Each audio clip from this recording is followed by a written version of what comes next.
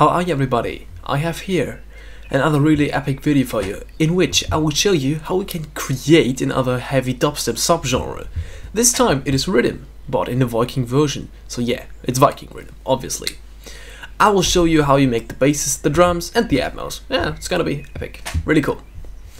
Start with the first bass. I tried to make a bass that sounds a bit like a Viking instrument, but it's still heavy and screechy.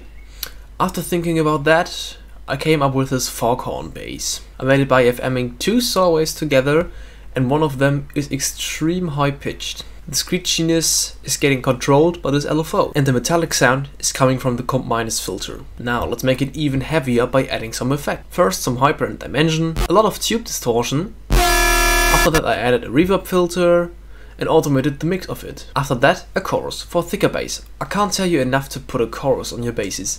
This will give more character to the bass and fatten it up. And to finish it up, I added the compressor with the multiband option. All I did now was to bring the gain up. The foghorn bass is now ready. Let's layer it with other basses. I have here a layer with sine waves, so the bass is pretty much the same, but it sounds still different. Then I added a sub, another sustain bass. It sounds like one of the layers of Mos Dai's Tracheas. This makes the bass layers thicker. I recommend it to use it really often for thick basses. So now let's automate the pitch of the first bass to make the sound more interesting. And now the first bass is finally finished.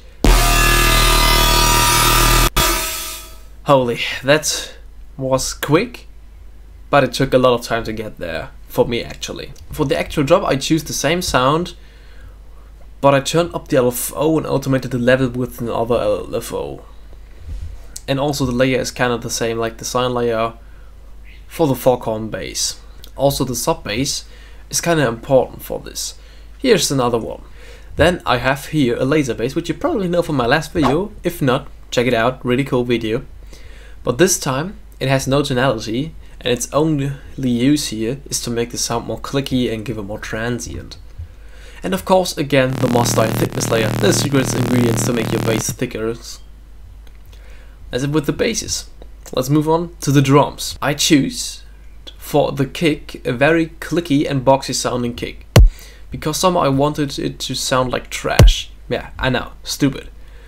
For the snare, a pan snare because, you know, heavy, and my favorite hi-hat loop. Yeah, the drums are pretty simple, but they're also doing the job really good. Now it's time for the atmosphere. I have here the stock atmosphere sample that I got from a free sample pack. Then the drone sample, which sounds a bit like a Viking horn. Then an impact with a little sweep, and an organ, which is playing really long and huge chords. In the fake out, I have here a cinematic impact and war drums. And this creates a nice and epic feeling. Oh yeah, and there is this vocal sample I got from a Viking screaming Valhalla, which gives a more heavy feeling in the fake out. Oh yeah, and make some drop variations really worth. Now you created officially a Viking rhythm track, and you can call yourself Samplifier.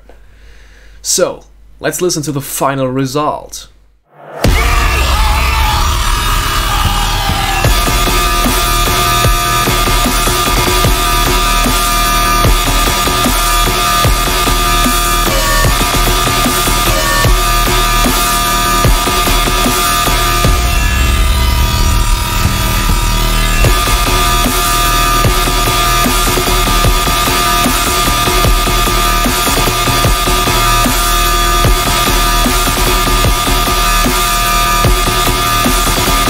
I hope you liked the video.